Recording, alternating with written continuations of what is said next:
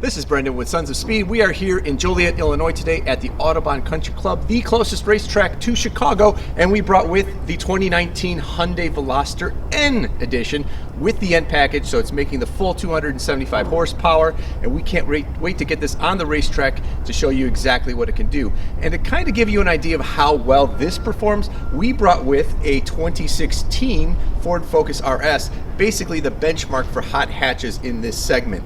Now this has all-wheel drive versus the front-wheel drive on the Veloster N, but we're hoping that this will show you basically how well the Veloster N is performing with only the front-wheel drive and about 75 less horsepower as well. So let's get these out on the racetrack and see how they do.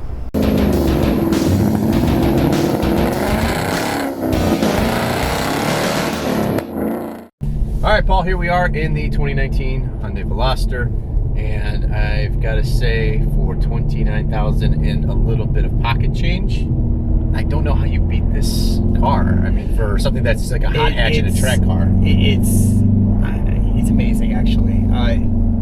We've been filming the car on the track, and I'm in the RS, and I have to say, damn! I'm like, really?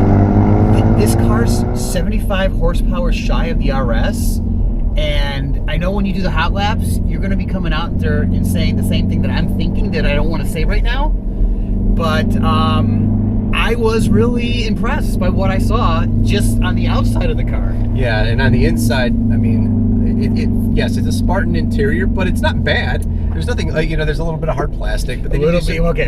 A lot of hard plastic. There's more than a little bit of hard plastic here. This whole car is hard plastic. Yes. That's kind of the only thing that just irks me about the inside of this car.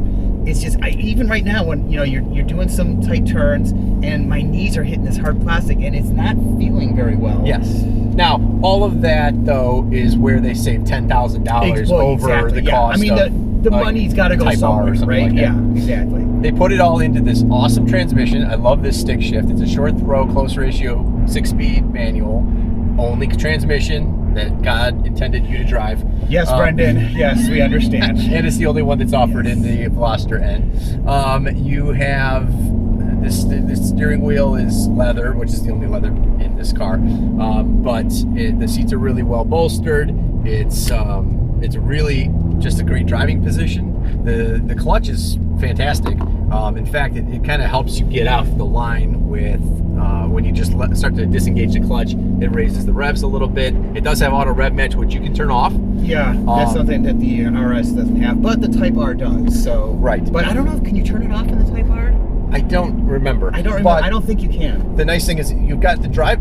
They put the drive mode buttons right on the steering wheel, and so you can quickly shift between normal, eco, sport on the left side, which is for the street. Yeah. And then on you hit the checkered flag on the right side, and you've got two Type N modes, and the first one will turn the ESC, the stability control, into track mode, and then it will also turn the rev match on. That's the standard one, but there's a custom one. You can do anything you want in custom. Okay. And so, like, I've got custom set up to where I've got the ESC in sport mode, so it still has some traction control, although you can fully defeat it if you want. Yeah. And then I just have the rev match off so I can do my own heel toe.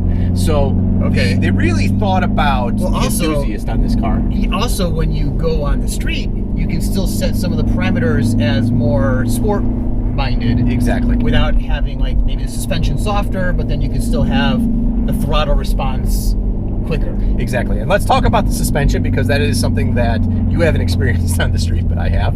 And on the track, as you saw, this car in a tight corner will start to lift that inside wheel, because the suspension in N mode is very taut, as it should be on a racetrack. However, when you get it on the street, it still looks like this is what you're doing. I mean, that's how taut the suspension is in N mode. So you're better off keeping it in sport mode on the street, which the dampers do change. I mean, if you drive it in normal or even in sport mode, it is much smoother. Not extremely smooth. It's not a luxury car by any stretch of the imagination, but it's a lot smoother than when you have it in N mode. So it's you've got some creature comforts. You've got CarPlay, you've got a great infotainment system. You have this N mode on the dash, which includes a G-force meter, performance timer. You can see your power, your torque. Yeah, I see that. It's actually pretty cool. It is. So, and you've got all that same. You can do the power, torque, and turbo boost in the along with your oil temp in the center customizable gauge between the two gauges. Very well laid out. There's shift lights. Yes. I love shift lights. Who doesn't? I know. Shift lights are awesome. So it just goes, yellow and then into red when you shift.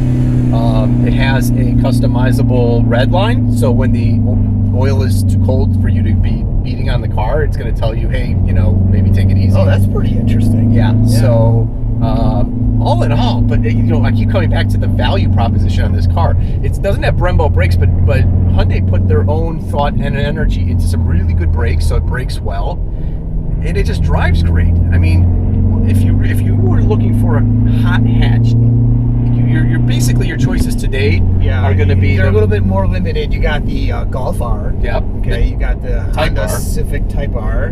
You got the this car, obviously, and then the WRX, basically. And then a WRX, which they're getting pretty pricey. And actually, technically, they're not even a hot hatch. They're kind of quasi sedan. Yeah, exactly. So, I mean, that's the auto rev match, and it's got pops and burbles. Yes, it does. It sound actually really good. This car does attract some attention, and it gets up and goes with the turbo in the close ratio. Even if it's 6th gear, at like 80, you're over like 2-3, you almost at 3,000 or maybe even over 3,000, and you get into the turbo, and the turbo doesn't lag much at all, and it just boom, you've got power.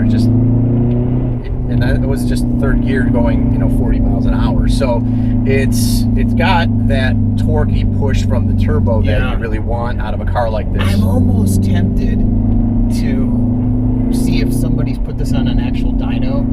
I have a feeling they're sandbagging at 275. It does drive like it has more power, and I will tell you that it also doesn't drive like a front-wheel drive car unless you're launching it, when it will do axle hops like crazy. But there's no torque steer. Okay, so it's a lot like the Civic Type R. You don't even feel the torque steer. I mean, today's front-wheel drive cars are so amazing in the fact that they've really improved them. Oh my God! The first time I ever took a 2-wheel drive Eagle Talent turbo out, it went off the road. Literally, it pulled the car off, and I wasn't expecting it, so there it was off on the shoulder. 1991. Yes, so they've come a long way since then. Yeah. And that was always the bane. They just couldn't put a lot of power in a front-wheel drive car because the torque steer was just insane. Yeah. This car doesn't really exhibit any of that at all. The worst you get is that in a tight turn, you will get a lot of lift-off oversteer, which you balance out with the throttle. As if you so it's kind of steering by throttle almost. Exactly. Yeah. And when you hit the throttle sort of in the mid-corner, it actually just puts the weight in the rear and sets the rear of the car down so you can make it through the turn without having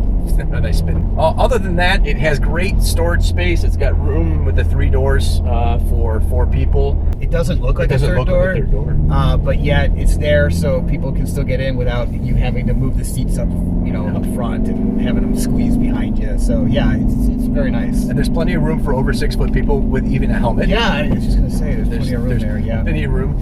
So all in all, Hyundai has done a fantastic job with this vehicle. The only thing I would love to see personally, I'd pay an extra $3,000 for all-wheel drive.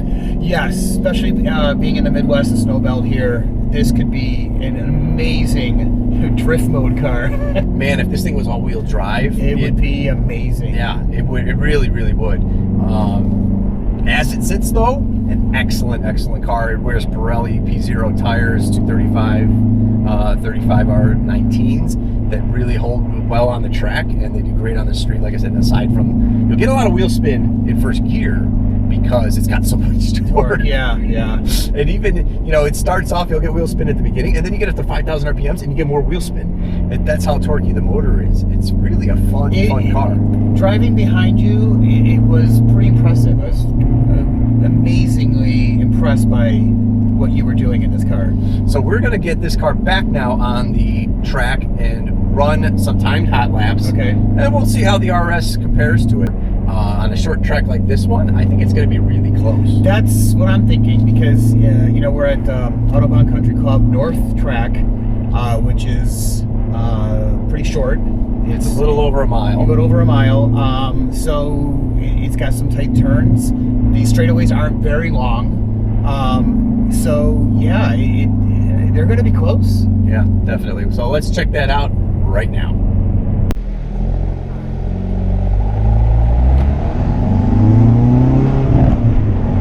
All right, getting out on track for our hot lap. We're going to need to warm the car up a bit.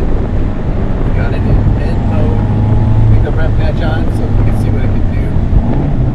The car, probably not as good as it is in the Corvette. You got to get on the gas early in the turn in order to balance out the lift-off oversteer that the car is built in with. Here we can just nail it.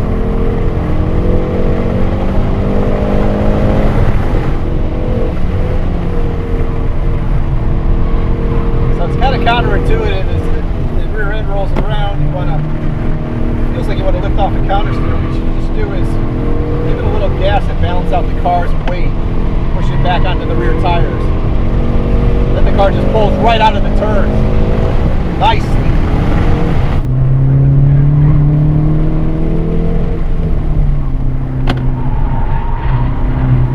And then the trick on this is just get on the gas and stay on it. As long as you got a tire and road.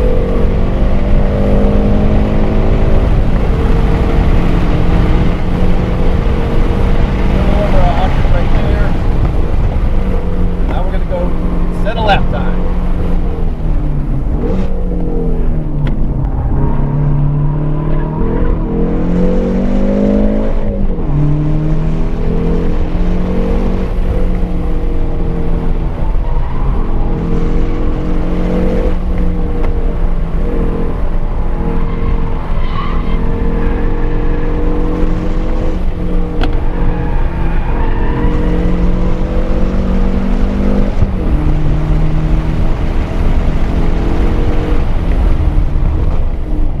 Brakes are great, no fade at all.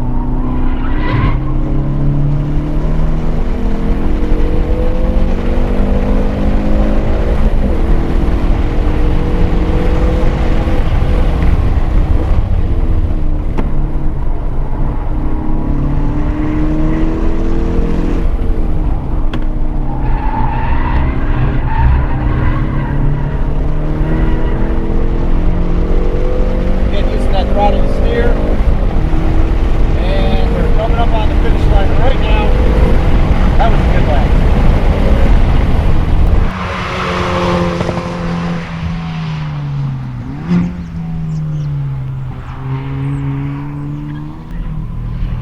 All right, based on the data from that run, our best time was a 1:16.4.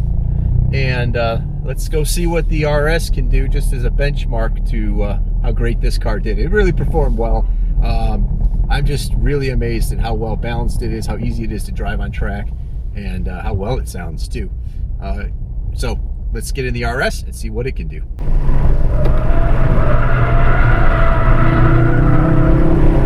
A little bit of understeer there. About the worst trait it exhibits is mild understeer. All right, let's set a hot lap.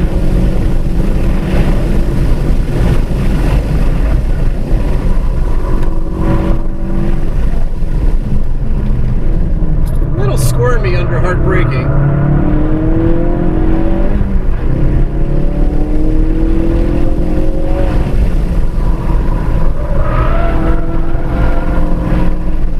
Doesn't quite get to the apexes as well as the Hyundai does. A little more top heaviness to this car.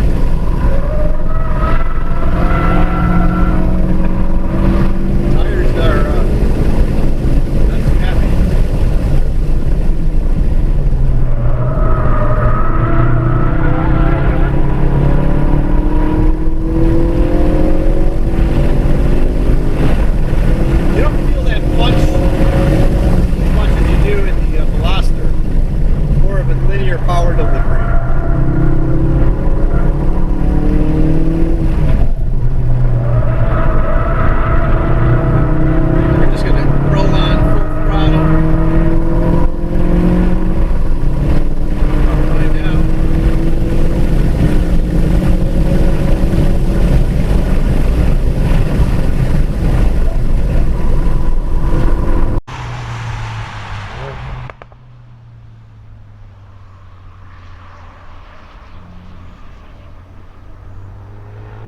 I don't know about you, but I am super impressed with this Hyundai Veloster N. It does everything you ask it to do on the racetrack. The handling is phenomenal, the brakes are great, the shifting is awesome, and the motor is just phenomenal too. And those sounds it makes, what more can you ask for under $30,000? And it's less than a second slower than the Focus RS.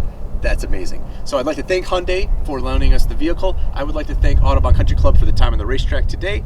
Please subscribe to our channel, hit the notification bell, and throw us a comment. Let us know what you think about the Hyundai Veloster N, and we'll see you next time at the racetrack.